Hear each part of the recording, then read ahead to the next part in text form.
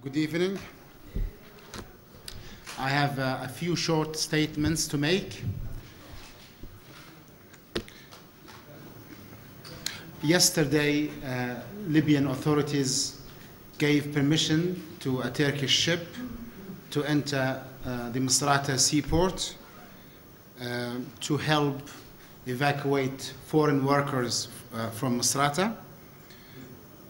And we also authorized the World Food Programme to contribute to the efforts exerted by the Libyan government in helping the inhabitants of Misrata. And also the Red Cross was invited to open a local or national office in Tripoli.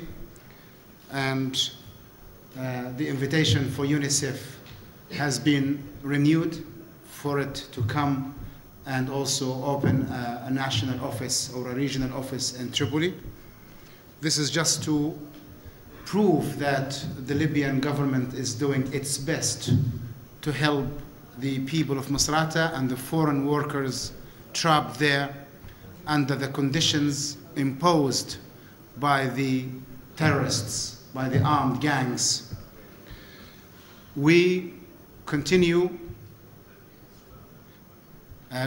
لو سمحتوا معلش يا شباب يا شباب لو سمحتوا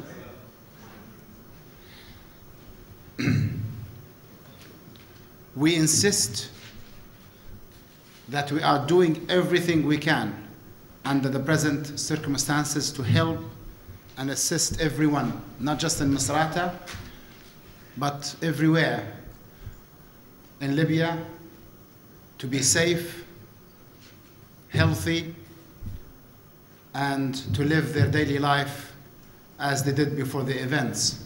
This is, of course, made difficult by two factors that are outside of our control. First, the airstrikes that are killing civilians and soldiers and destroying buildings and making travel and movement very difficult. Unnecessary airstrikes, illegal and immoral. And secondly, by the armed gangs who are terrorizing our streets in some parts of Misrata. My second statement is about the visit by the Emir of Qatar to the United States of America. It's reported that he might be meeting the American president. We would like to remind the international community that Qatar is a very small country that hardly has any indications of any democratic change or any open society, transparent social or political system of any kind. It's a little country completely owned by one family, unable and unwilling to move forward in any direction. While Libya is a fertile country, a true partner for Europe and the States for the last few years in the fight against terrorism, a true partner for economic change, a country that has initiated many changes in the political, economic, and social realms inside the country. And we are very hopeful that the American people and the American government will not buy into the Qatari lies and Qatari schemes. Qatar is hardly a partner of any kind. It's more of an oil corporation than a true nation. And the Emir of Qatar is an oppressive dictator who does not represent any liberation, any liberal values, and does not represent the true nature of the Qatari people, whom we respect and regard as brothers. The French foreign minister commented that, this is my third statement, the NATO operations were not sufficient, were not enough, and that more was needed. And we find this very sad when the Libyan government is insisting again and again and calling again and again to come on the ground to talk to us, just like the African Union did. And you saw that we fully accepted the roadmap laid out by the African Union, the legitimate and natural umbrella of Libya as a country. Libya is an African country. If you have a trouble in France, the African Union has no right to intervene and decide the future of France. You know, the European Union is called to help France solve the problem. It's just the same. People tend to forget these symbol and ABC stuff. We are an African country. The African Union came and proposed a peaceful roadmap for change in Libya. The leader fully accepted the roadmap. We, as a government, fully accepted the roadmap. And it seems no one is interested. No one is talking about the roadmap in the media. Many politicians are trying to ignore it, which is again another sign of some hidden agendas that many media organizations have and many governments have. I mean, this is a full map. And the rebels said no. No one accused them of being terrorists. No one accused them of harboring violence. No one condemned them for saying no to the peace map. Another statement made by the Italian foreign minister, who said that any roadmap, any political proposal for a change in Libya has to include the stepping down of Muammar al-Gaddafi. This is another imperialist way of thinking, that an Italian minister thinks he can decide for Libyans what they want and who they want. I stated before, and many of you were present, that we accept any proposals for peace as long as they help Libyans decide their future from within.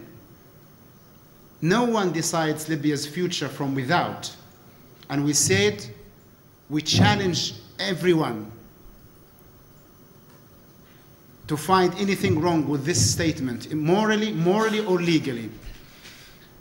Why don't Italy try to cleanse its soul from the crimes committed against the Libyan nation 100 years ago? For those of you who don't know, 1911, 100 years ago, Italy attacked Libya with full power, murdered half of the Libyan population according to the Italian sources, within 20 years of murderous, bloody occupation that started before Mussolini and accelerated with fascism. It's very sad that in 2011 we are seeing the ghosts of fascist Italy. And instead of the Italian state coming in peace and saying, we realize that you have problems, you have a political crisis, you have an armed rebellion, people need change in Libya, we would like to help you make this change. Send fact-finding missions, observers on the ground, humanitarian aid, and propose change from within the Libyan nation. Instead, they say Libyans can't choose Gaddafi as a leader. Well, what if we hold elections and most Libyans chose Gaddafi? What would the Italian foreign minister say then? Who is he to have a precondition against the Libyan nation? We said we accept elections, any open political system, any referendum, in which everyone is challenged, even the leader himself. What does the world want more than this? We said international observers, full United Nations supervision, full African Union supervision, fully transparent change in Libya. It tells you, for those who think professionally and morally, that there is a hidden agenda. We are ready to fight if it's necessary, not the Libyan army, but every Libyan man and woman and every tribe in Libya. I will fight My mates you see walking and helping you in this hotel will fight. Our families will fight. Our tribes will fight. Our towns, our villages, our cities. This is not talk. We are a fighting nation. We fought against the Italians. We fought against the Turks before that. And when Muammar Gaddafi came, he liberated Libya from the direct and indirect occupations of the Italians, the French, the British, and the Americans. We have our tradition, we have our religion, we have our history, and we will never allow any occupying force to come and make Libya a little region of control under imperialist powers. We will fight, and we are not ashamed of this. We are proud of our readiness to fight. We don't want to reach this stage. We want peace. We want the international community to help us make peace within Libya and save the whole Mediterranean region from complete disaster. You only have to think of Somalia. Fortunately enough for Europe, Somalia is quite far away, so they can look at it from a distance and report it now and again on the news. But if the same thing takes place in Libya, it will be a nightmare for Europe. The rebels' refusal of the African roadmap proves that they are not worthy partners in any peace negotiation. It proves that they are not united. It proves that they don't really want peace and political change. They are scared, I assure you, they are scared of any peaceful political change, because they know they have lost any credibility with the Libyan people since the 19th of March. That's Libya. These are Libyans. These are Arabs and Muslims. You call for the Western governments to attack your country, do not expect to have credibility with the Libyan people. They know any peaceful change will have them defeated. That's why they said no to the African roadmap. The airstrikes have no relationship to the protection of civilians.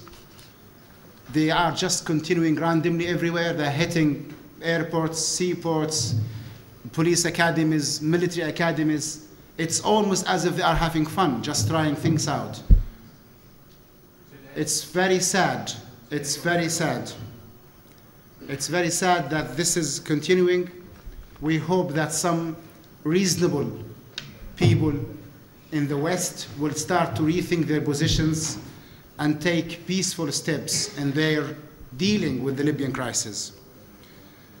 On the 20th of this month, a fact-finding mission from the Human Rights Council of the United Nations will arrive here to investigate claims that we have mercenaries fighting against the local population, the air bombardment of civilians by the Libyan government, and killing civilians in peaceful demonstrations. We are fully ready to prove our innocence. We are fully ready to prove that we never killed civilians. You are not a civilian if you are in civilian clothing and holding up a Kalashnikov. You'll have a very hard time proving that you are a civilian if you are holding up